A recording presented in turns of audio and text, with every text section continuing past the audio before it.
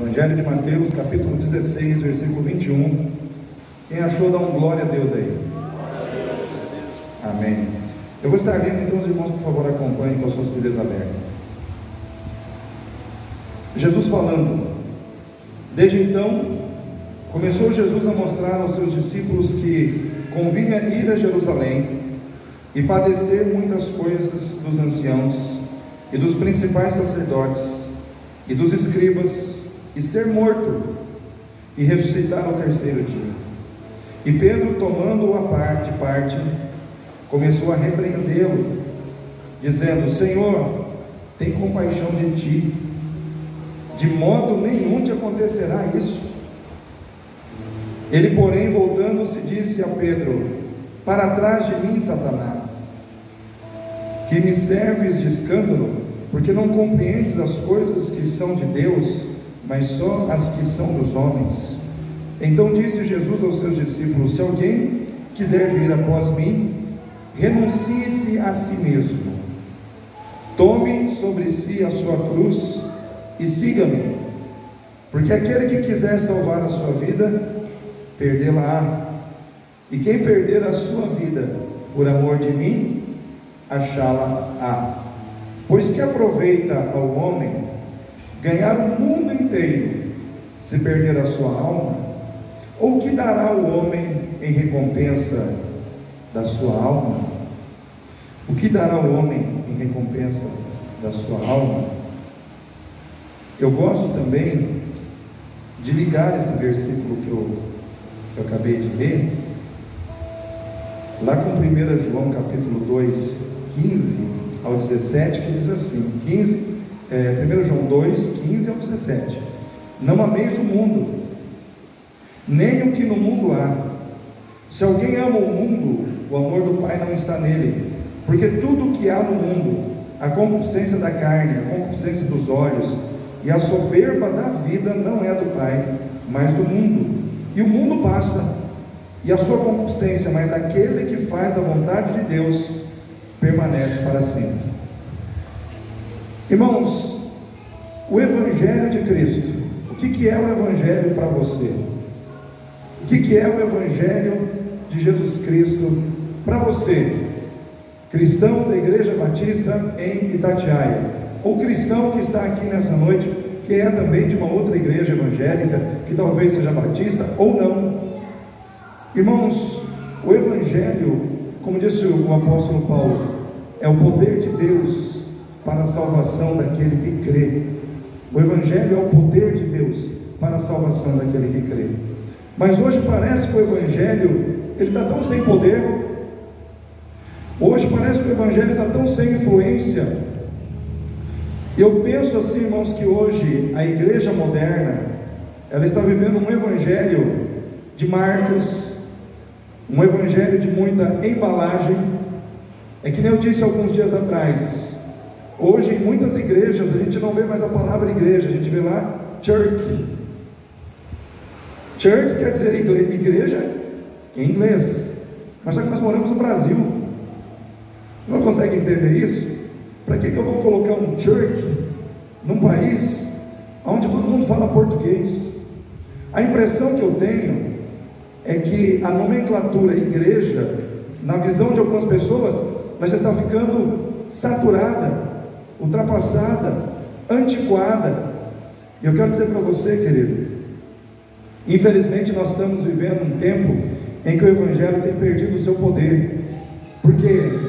Porque se aposta muito no externo, se aposta muito na embalagem, se aposta muito na estética, mas o conteúdo, que é o essencial, está deixando a desejar. É como se a gente tivesse um evangelho cheio de embalagem bonita, mas de pouco conteúdo, de pouco conteúdo, de pouco conteúdo. E nós precisamos, irmãos, nesse tempo, fazer uma reflexão profunda na nossa vida sobre essas questões, porque o Evangelho, ele não é um remendo. Deus não veio remendar a sua vida. Tem gente que pensa assim: o Evangelho para mim não é um remendo, é um conserto. Eu já vivia bem, mais ou menos bem, precisava mudar algumas coisas, e aí eu conhecia Jesus, a igreja, e aí foi feito um conserto, um remendo, um ajuste. Não, irmãos, Evangelho não é remendo, Evangelho não é ajuste, Evangelho é um novo nascimento em Cristo Jesus. Evangelho é uma transformação tão radical, mas tão radical, que Jesus disse, é um novo nascimento. Quando Nicodemos foi falar com Jesus sobre o Evangelho, ele achou que Jesus ia falar para ele: olha, Nicodemos, você é um cara legal, você é um doutor da lei, você é muito conhecedor, falta pouquinha coisa para você, se você der uma ajustadinha ali, aqui está tudo tranquilo.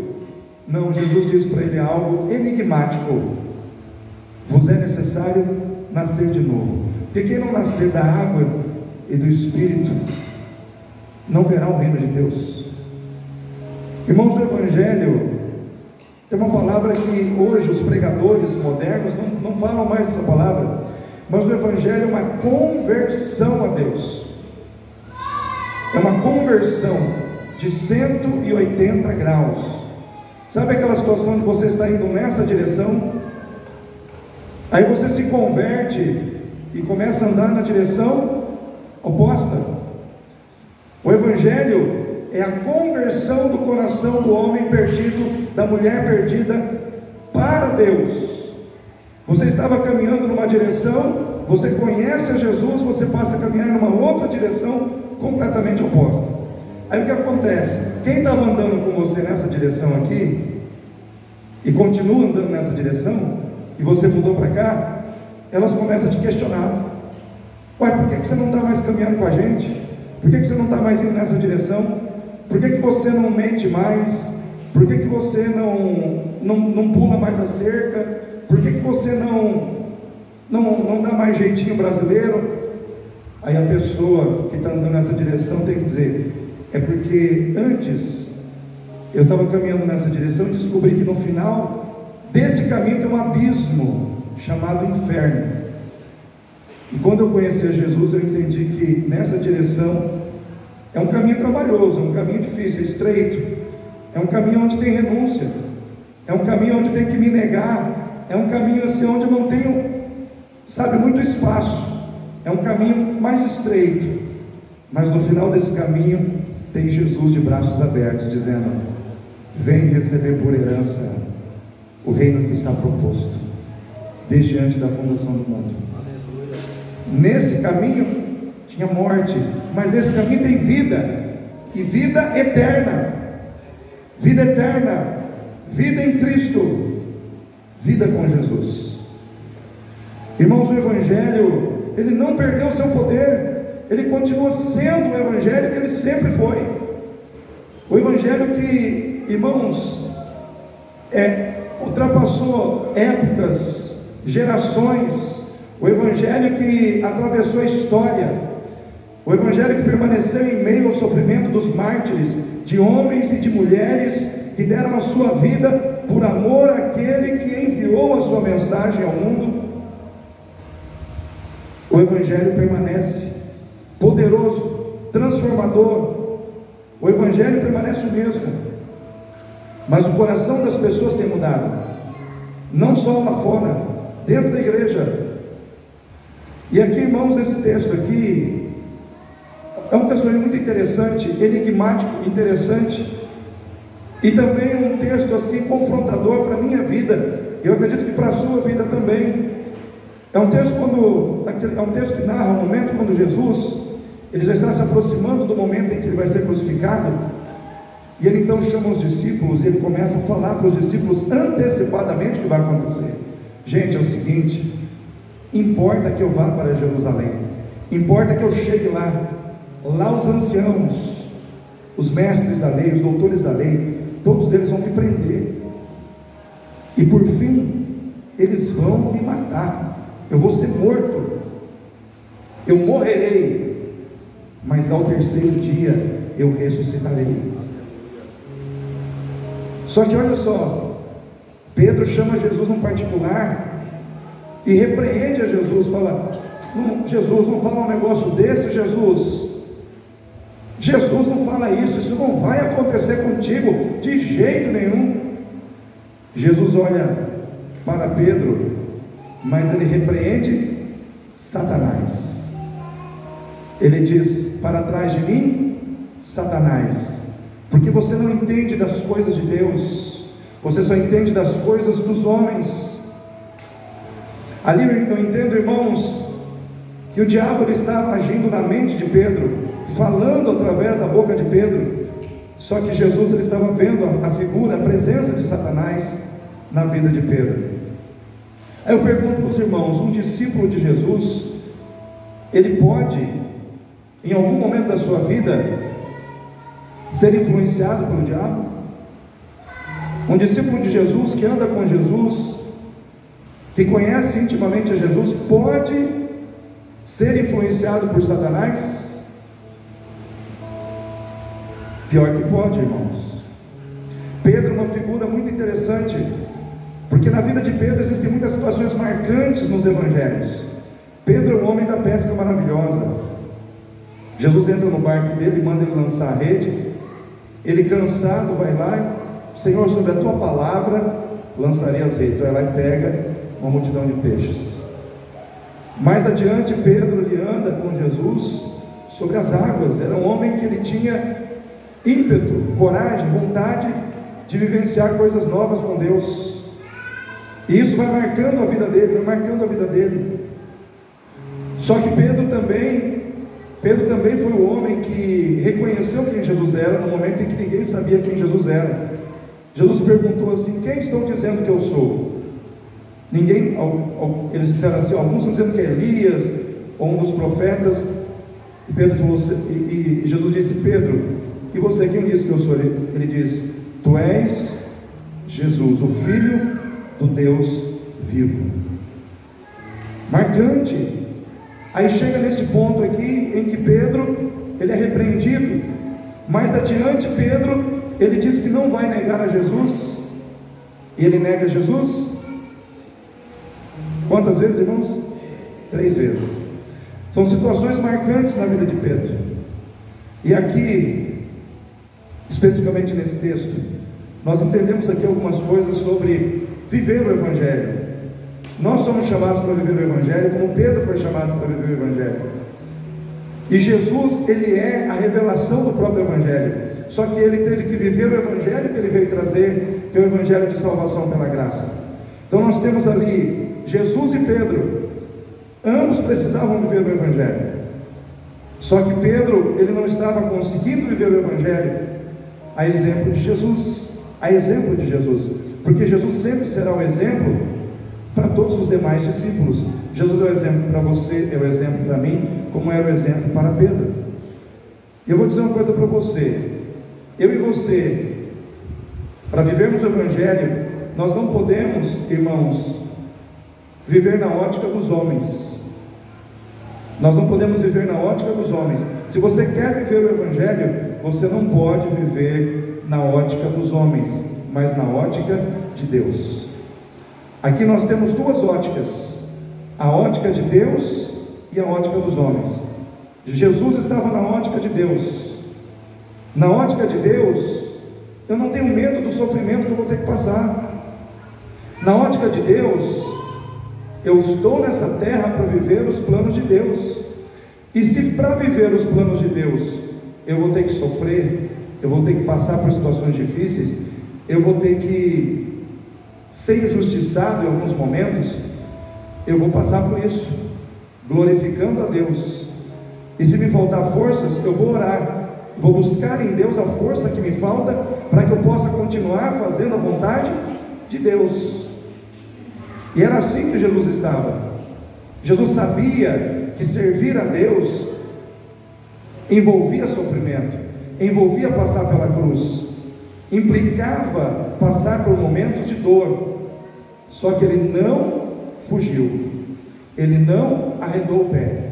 Se eu tenho que passar por amor ao Pai, para fazer a vontade do Pai, eu passarei. Não importa o que eu tenho que passar, a minha vida está nas mãos do Pai. No final, o Pai vai definir a situação para mim. Jesus estava firme, Jesus estava pronto para enfrentar as dificuldades que estavam no percurso da sua caminhada com Deus.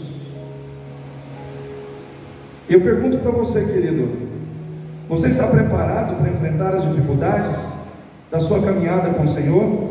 Você está preparado para enfrentar situações de dor, de sofrimento, de injustiça? Se elas fizerem parte daquilo que Deus planejou para a tua vida, você está preparado por amor a Deus para passar por isso? É uma pergunta que você tem que responder para você mesmo. Agora Pedro não. Pedro estava numa outra ótica. Ele estava na ótica dos homens. E na ótica dos homens, nós começamos a nos preocupar. E nós começamos a temer. Preocupação e medo entram no coração daqueles que estão na ótica dos homens. A preocupação de perder nesta vida, a preocupação de sofrer nesta vida, a preocupação de que eu estou fazendo a vontade de Deus, mas fazer a vontade de Deus agora vai me colocar numa situação de perda. Eu posso perder isso, eu posso perder aquilo. Aí eu começo a ficar com medo. Por quê? Porque na ótica dos homens, eu preciso amar o mundo, eu preciso amar as coisas que o mundo me dá, eu preciso amar esta vida. E aí, quando eu começo a viver assim, eu começo a perder a visão da eternidade, eu começo a perder a visão daquilo que é eterno, porque tudo que eu quero, tudo que me é precioso, começa a estar aqui. Eu começo a viver em função das coisas, eu começo a viver em função do que é material. Por isso Pedro, ele não conseguiu entender Jesus. Quando uma pessoa está vivendo com a sua mente voltada para o que é de Deus, e ela se encontra com uma pessoa que está com a sua mente voltada para o que é do mundo, as duas não conseguem se entender. É como se um estivesse falando uma coisa, o outro entendesse outra completamente diferente. É difícil o entendimento, é difícil a concordância. Por quê? Porque um está pensando em fazer o que Deus quer, o outro está pensando na ótica dos homens, na ótica do mundo. Irmãos, quando nós lemos lá em 1 João, capítulo 2, de 15 ao 17, diz: não ameis o mundo, nem aquilo que no mundo há, pois a concupiscência dos olhos, a concupiscência da carne, a soberba da vida, não vem do Pai. E aquele que ama o mundo, o amor do Pai não está nele. Sabe qual é o grande perigo hoje, para mim, para você, crentes desse tempo? Nós amarmos mais este mundo, nós amarmos mais as coisas deste mundo do que o reino de Deus, do que aquilo que é de Deus na nossa vida. O maior perigo para mim e para você hoje não é aquele pecado que claramente é pecado, por exemplo, matar, roubar. Isso a gente sabe que é, de cara a gente sabe que é pecado, mas tem muita coisa que é pecado, que está roubando a gente da presença de Deus, a gente não vê como pecado. Amar o mundo, amar as coisas do mundo, mais do que a Deus, é um problema na minha vida, é um problema na sua vida, é um problema na vida da igreja.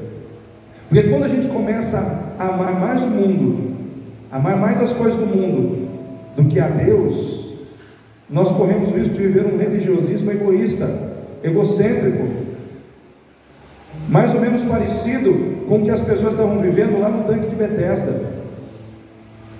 O tanque de Betesda, irmãos, era um lugar onde as pessoas eram levadas para serem curadas, porque havia ali uma crença de que quando as pessoas eram jogadas no tanque, as águas se mexiam, um anjo descia e as pessoas eram curadas.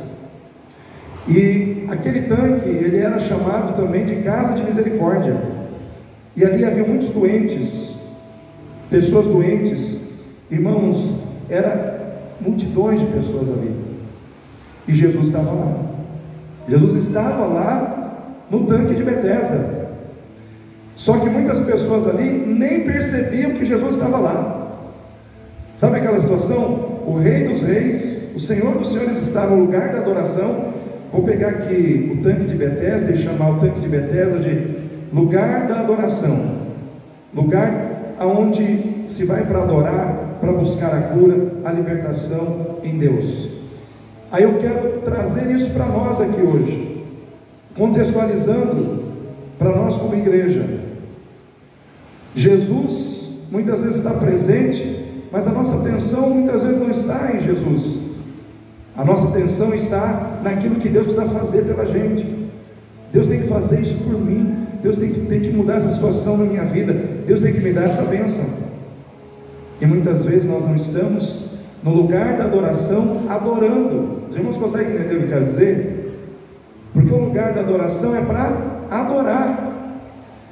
Irmãos, quando nós estamos aqui, cada batida, cada toque que se dá na bateria com uma baqueta, cada dedilhar numa guitarra, cada expressão de oração, tudo que nós fazemos aqui não é para agradar o homem, mas para agradar a Deus. Tudo que nós fazemos aqui, ele tem um objetivo: agradar a Deus e não a nós mesmos.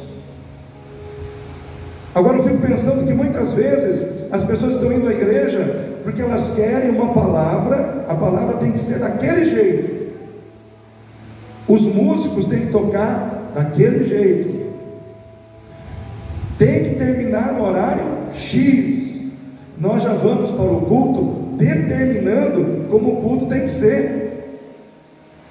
Aí o Espírito Santo, que é o Senhor do culto, ele fica assim: uai, que hora que eu vou poder decidir então como que eu quero?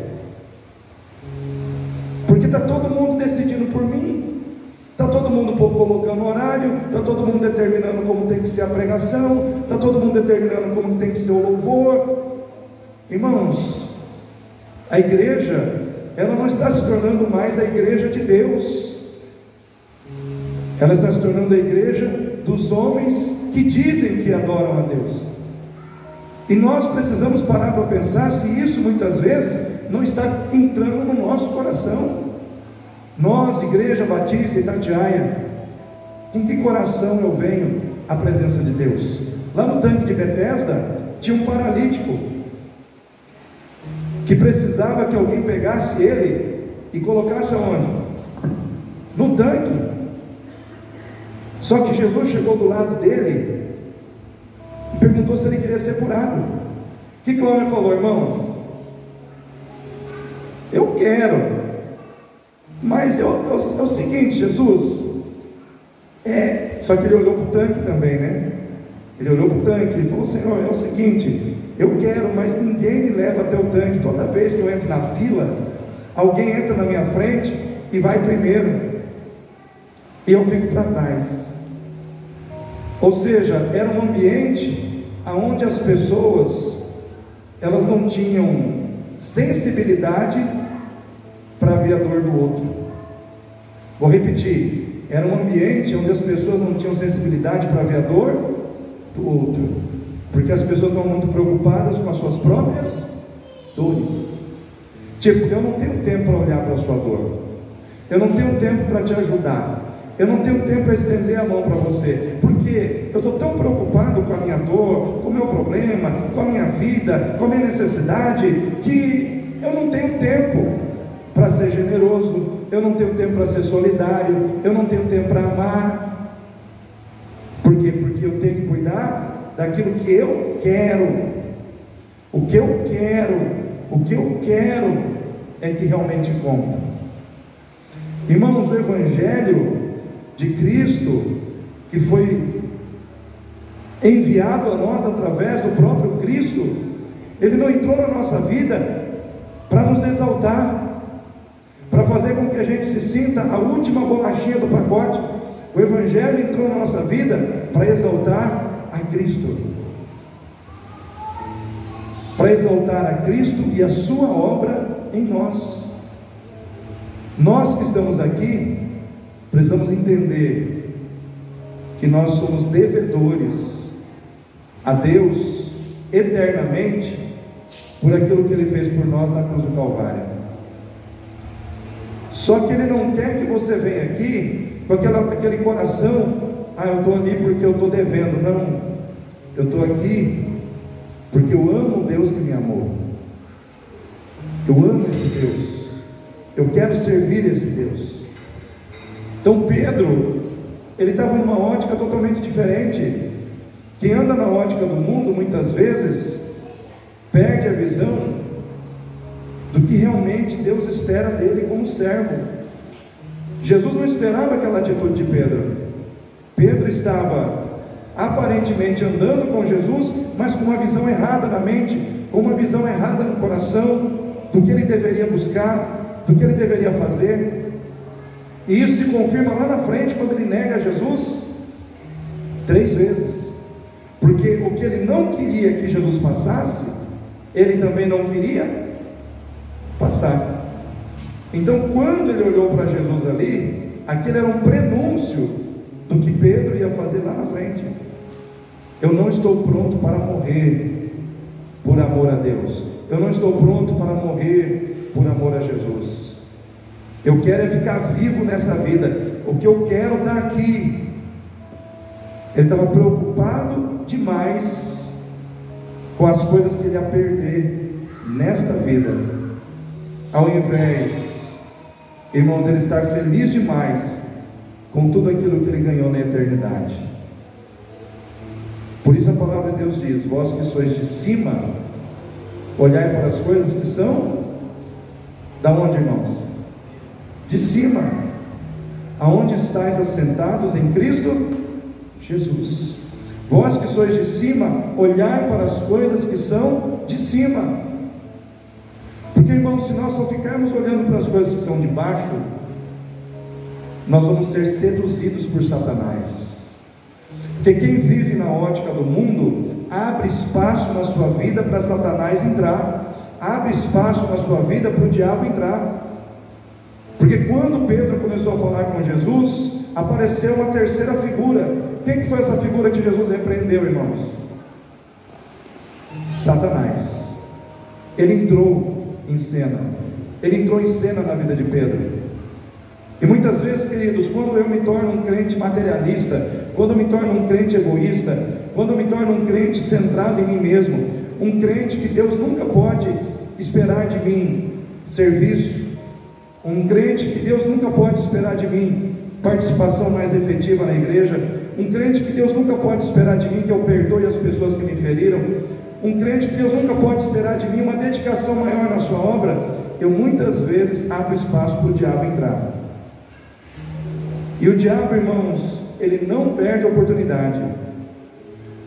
Quando a nossa mente está alinhada com a mente dele, ele começa a agir na nossa vida.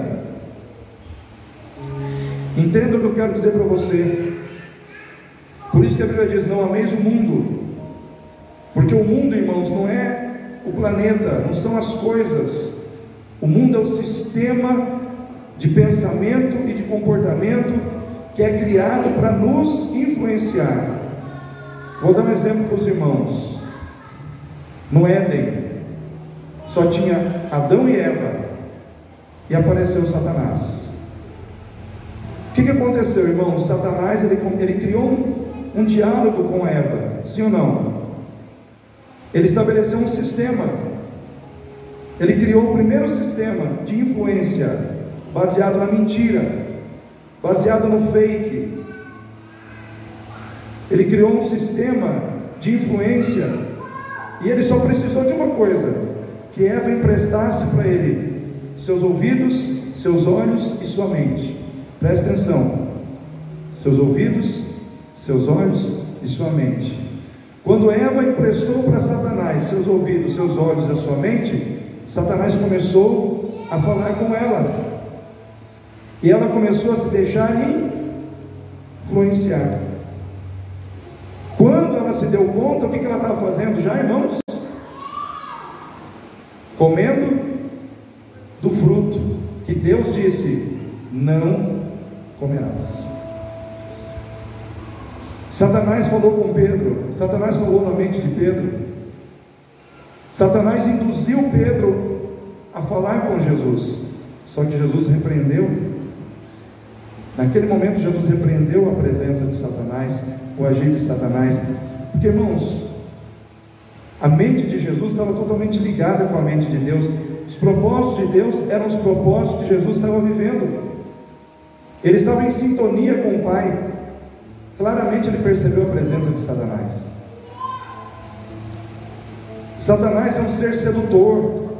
Ele vai nos enredando, ele vai trazendo para nós de uma maneira muito articulada, através da dialética, através da exposição de uma conversa bem elaborada, ele vai trazendo para nós os seus propósitos. E se nós abrirmos a nossa mente, abrirmos os nossos ouvidos, abrirmos os nossos olhos e emprestarmos para ele olhos, ouvidos e mente, ele começa a influenciar a nossa vida.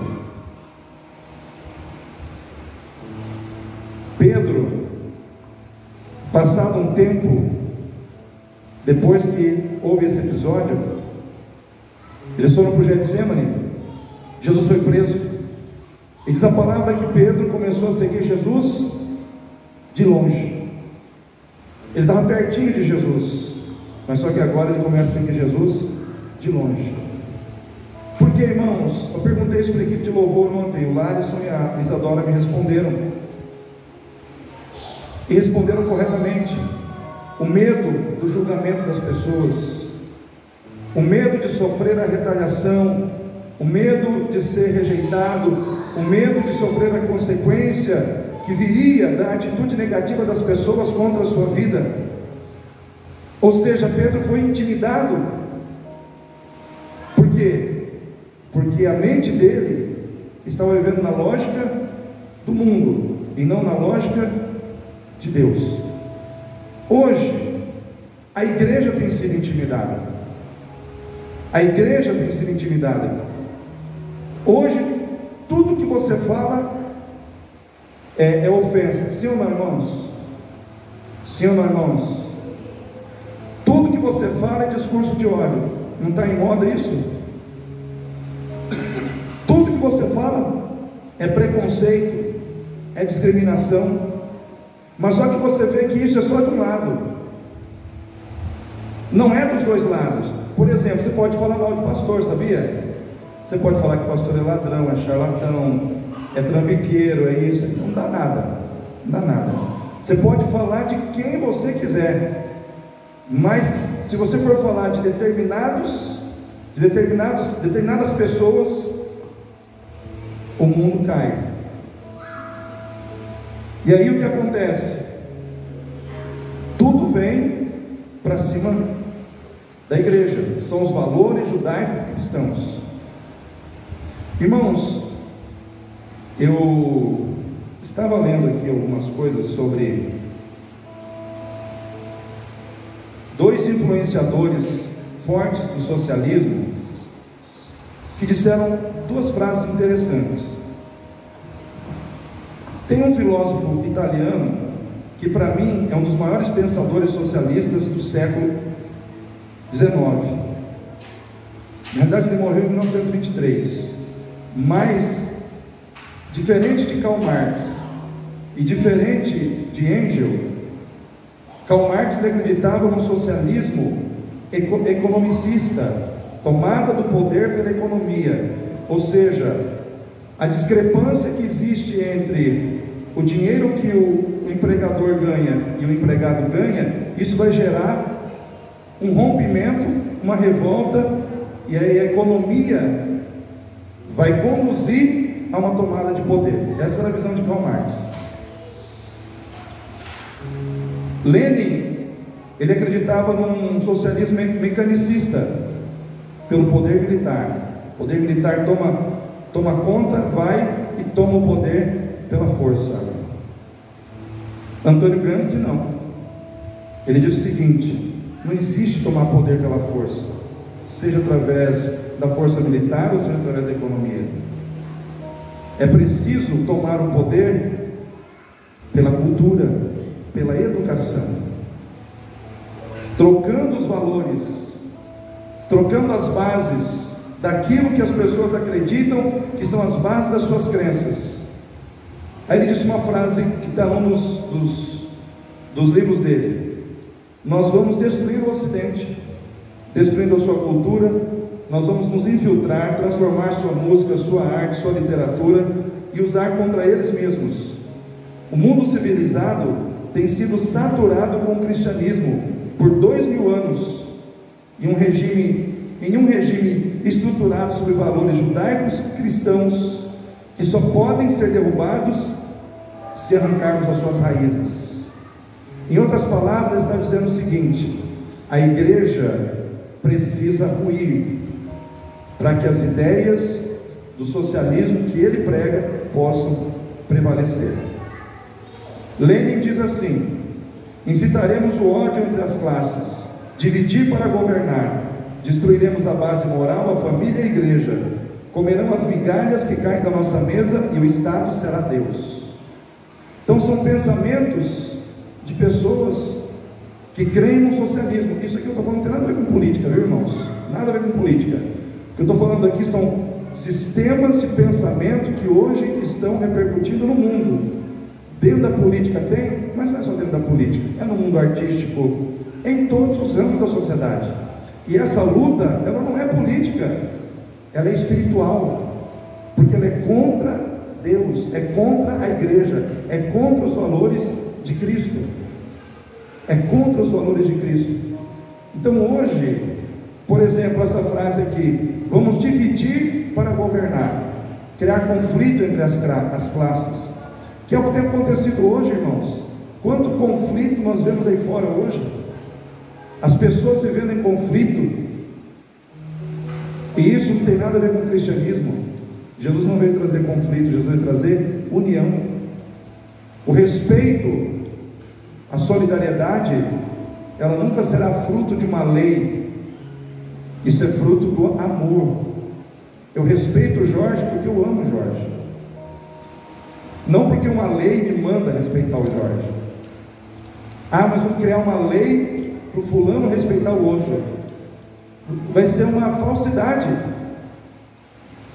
vai ser um sistema de falsidade, porque a pessoa está respeitando por força da lei, não porque interiormente ela valoriza realmente aquela pessoa. Então nós temos um mundo de hipocrisia, de falsidade. Por quê? Porque nós estamos aceitando o que nos é passado, nós estamos aceitando o que o mundo está colocando para nós. O sistema de pensamento do mundo está entrando na igreja. E esse dia eu estava estudando sobre doutrinação. Doutrinação significa condicionamento mental e comportamental, aonde você vai recebendo ideologias, e você começa a aceitar. De repente a sua consciência começa a se acostumar com o erro, e você começa a estabelecer o certo e o errado dentro daquilo que você foi condicionado. Os valores da Bíblia de repente já começam a ficar para trás. Nós começamos a aceitar o certo e o errado que o mundo está passando, e não dentro da palavra de Deus. Então hoje, por exemplo, cadê o Tiãozinho? O Tiãozinho está lá. Eu amo o Tiãozinho, e não tem diferença nenhuma dele para uma pessoa que tem uma pele branca. O valor dele não está na cor da pele dele, o valor dele está nos valores que ele carrega. Então quem tem a pele preta tem que se orgulhar e falar: eu tenho a pele preta com muita honra, e tem os meus valores. Como quem tem a pele branca, da mesma maneira. Vou dar um exemplo. Se eu fosse montar um time de futebol e tivesse o Lucas e o Tiãozinho para escolher, os irmãos que entendem de futebol, quem os irmãos acham que eu ia escolher? Tiãozinho, sem dúvida, porque o Lucas não chega nem perto da habilidade que o irmão Tiãozinho tem no futebol, né? Isso não tem nada a ver com a cor da pele, tem a ver com a capacidade que ele tem a ver com os valores que ele carrega. Agora, se eu fosse montar uma banda e tivesse o Tiãozinho e o Lucas, quem que eu ia escolher? Aí eu teria que escolher o Lucas. Também não tem nada a ver com a cor da pele, mas com os talentos individuais que cada um tem. Ou seja, o valor não está por fora, está aqui dentro. Para mim, os dois são iguais em valor, e em amor eu respeito os dois da mesma maneira. Só que hoje existe um exagero aí fora. Qualquer coisa que você fala é racismo. Esses dias eu ouvi, irmãos, um vídeo absurdo de uma pessoa falando assim que branquear os dentes é uma frase racista. Como? O negócio está fugindo da raia do absurdo para o ridículo, né? Por que eu estou falando essas coisas, irmãos? Porque são essas coisas que estão sendo faladas hoje, e a gente tem que falar disso, tem que tocar nesses assuntos, sim, porque senão daqui a pouco vai ter alguém dentro da igreja achando que Deus é racista, porque lá no livro de Apocalipse está dizendo que os santos vão usar vestes, que cor, irmão? Brancas. E aí? Os irmãos estão conseguindo entender o que eu quero dizer? Ah, mas a Bíblia é racista, hein, pastor? Por que Deus não pode colocar vestes pretas? Irmãos, a situação está tão estranha que tudo hoje, para esse grupo que está, entre aspas aí, fomentando as opiniões, tudo é uma expressão ou de racismo ou de homofobia, quando na realidade não é. É apenas o direito de exercer a livre expressão. Cor, irmãos, elas foram feitas para descrever situações. Eu não posso dizer que uma árvore que é verde é azul só porque de repente a cor verde ficou. Não posso falar que é verde. Os irmãos conseguem entender o que eu estou dizendo? Está caminhando nessa situação. Então, por que eu estou tocando nesses assuntos hoje? Talvez para muitos, alguns fiquem incomodados, mas a gente precisa pensar, porque a gente está sendo doutrinado.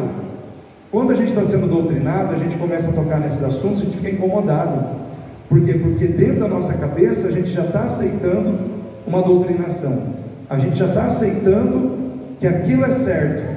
E se alguém começa a falar alguma coisa que confronta, parece que dentro de mim gera um pânico, um sentimento ruim, negativo, que eu não sei explicar porquê. Eu sei, é fruto de uma doutrinação. Nós estamos sendo doutrinados. Você que está dentro da igreja, você está sendo doutrinado para você não mais valorizar a igreja.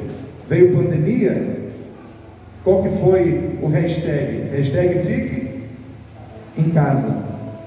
Quantas pessoas ficaram em casa e nunca mais, nem sequer pisaram dentro de um templo para cultuar a Deus?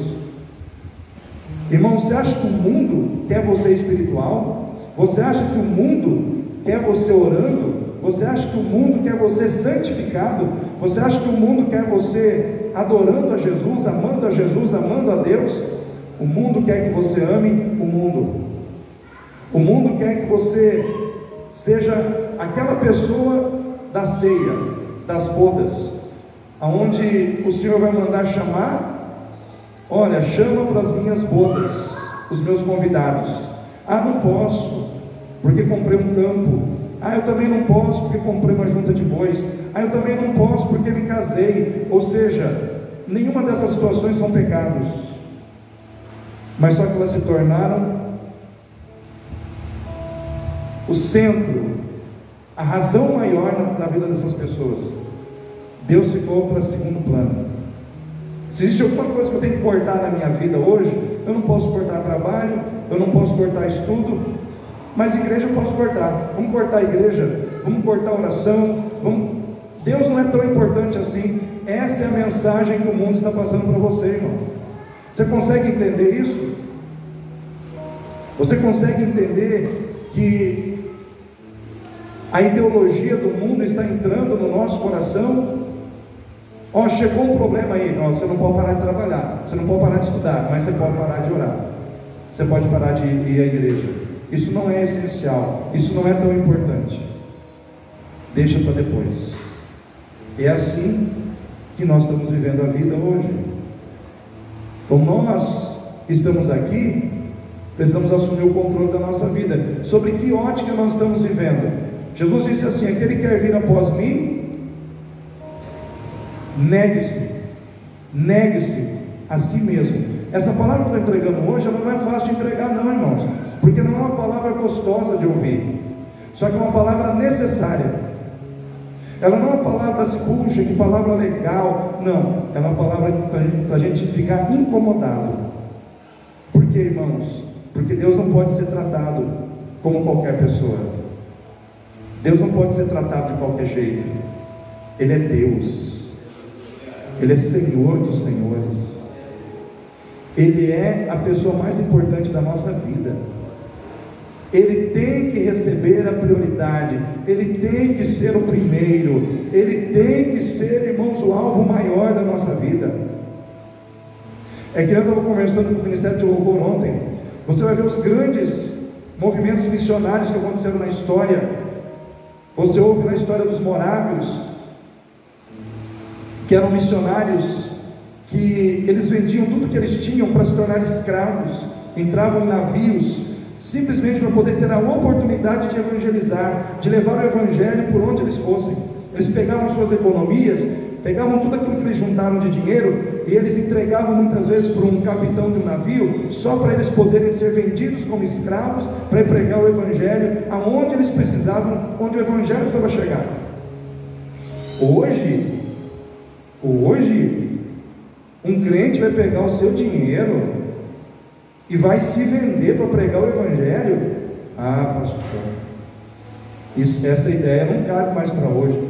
Irmãos, hoje a mentalidade do crente moderno não absorve mais determinadas situações que o evangelho verdadeiro de Jesus trouxe na vida daqueles que viveram o evangelho e precisaria estar trazendo na nossa vida hoje. Não tire o sacrifício da sua vida, porque na vida de Jesus teve sacrifício. Para Ele salvar a sua vida, para Ele salvar a minha vida, para Ele salvar essa igreja, teve que ter sacrifício de cruz.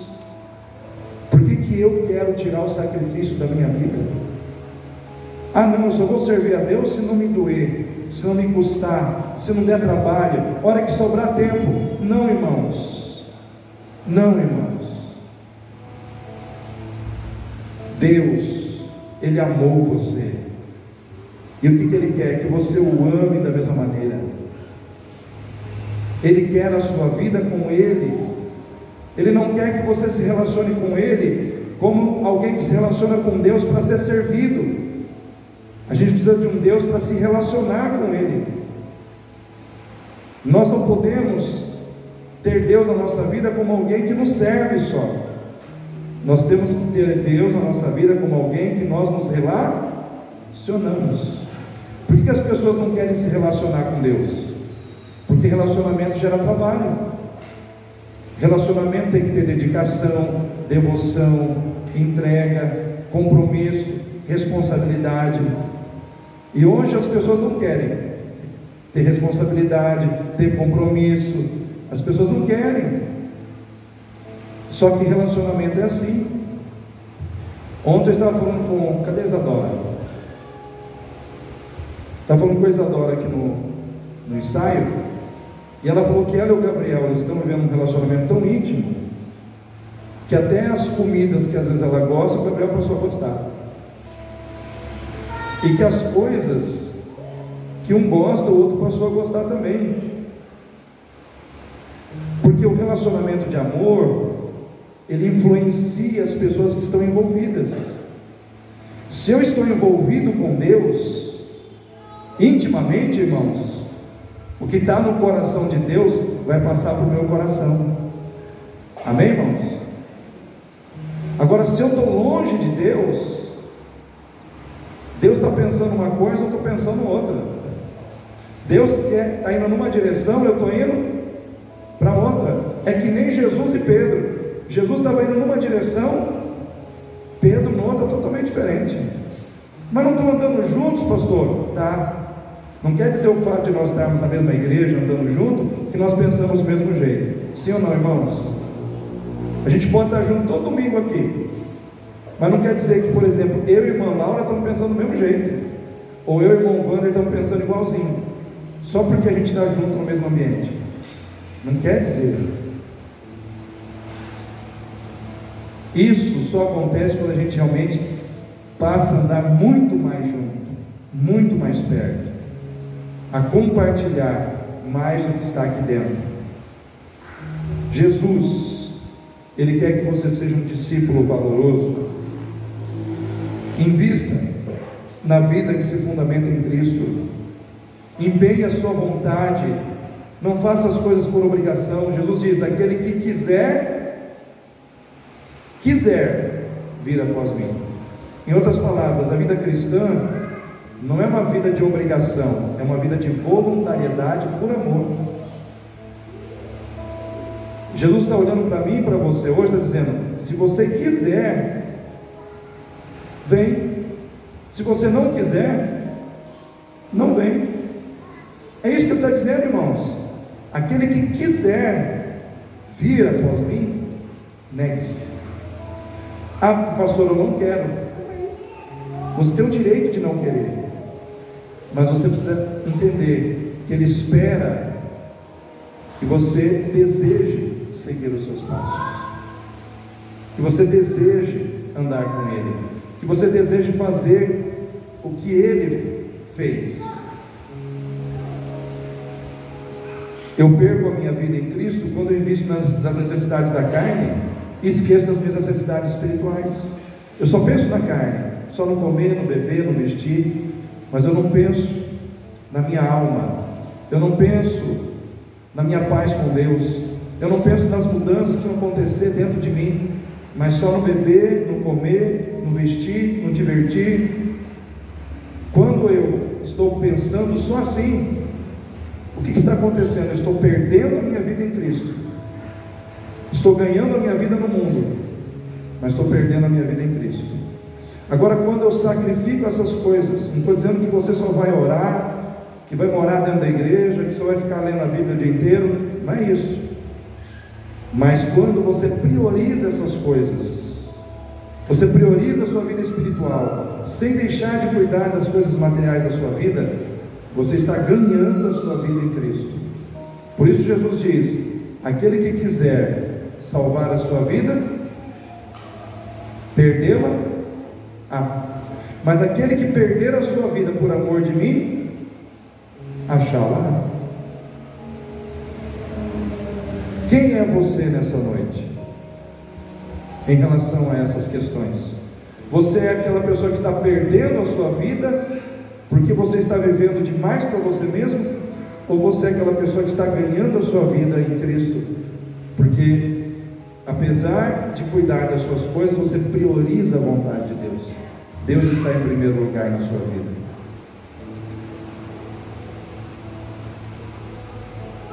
Entenda que você não pode viver na indecisão.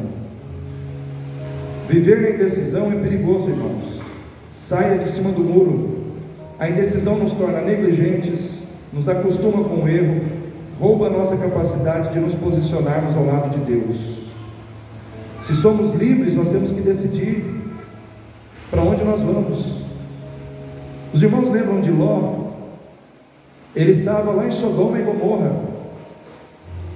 e os anjos foram enviados lá para destruir aquela cidade. Só que Ló, ele estava o quê? Indeciso. Chegou um momento que os anjos falaram: Ló, não dá mais para esperar. Eles arrastaram Ló, sua mulher e suas filhas para fora da cidade. Misericórdia de Deus, porque eles estavam muito acostumados com o ritmo de Sodoma, acostumados com Sodoma. Irmãos, se um anjo vai na minha casa e fala: ó, vai destruir tudo, tem que, ó, irmãos, ó, na hora. Mas Ló demorava-se. Diz a Bíblia que ele demorava-se, porque ele ficou indeciso, perdeu sua capacidade de se posicionar. Será que tem muitos crentes assim hoje? O meio termo é perigoso. A palavra de Deus à igreja de Laodiceia foi a seguinte: porque não és frio e nem quente, mas morno és, estou a ponto de vomitar-te da minha boca. Nós não podemos ser como a igreja de Laodiceia, irmãos, uma igreja morna, dividida entre servir a Deus e servir o mundo. Porque uma igreja morna é uma igreja pagã, é uma igreja mundana, é uma igreja condenada, irmãos, ao fracasso. Você precisa decidir. Ficar em cima do muro não é uma opção para nenhum de nós. É que nem aquela história do cara que estava em cima do muro, de um lado os anjos de Deus, Jesus chamando ele para descer, do outro lado o diabo, os demônios, tranquilo. Aí chegou uma hora que o cara falou assim para o diabo, falou: Jesus está aqui me chamando, os anjos e tal, desce, e vocês não vão pedir para mim descer também? O diabo falou: não, porque o muro é meu. Ou seja, quem está em cima do muro já está com o diabo. Então o significado da história é esse. Então nós que estamos aqui, nós não podemos ficar em cima do muro. Pedro estava indeciso: vou servir a Jesus, vou servir o mundo, vou servir a Jesus, vou servir a mim mesmo. Chegou uma hora que ele negou Jesus, chegou uma hora que ele vacilou, chegou uma hora que ele fracassou. Então nesse momento, eu quero que você pense nessa palavra: que ótica eu estou vivendo? A ótica de Deus ou a ótica do mundo? Então eu quero que você fique em pé nesse momento.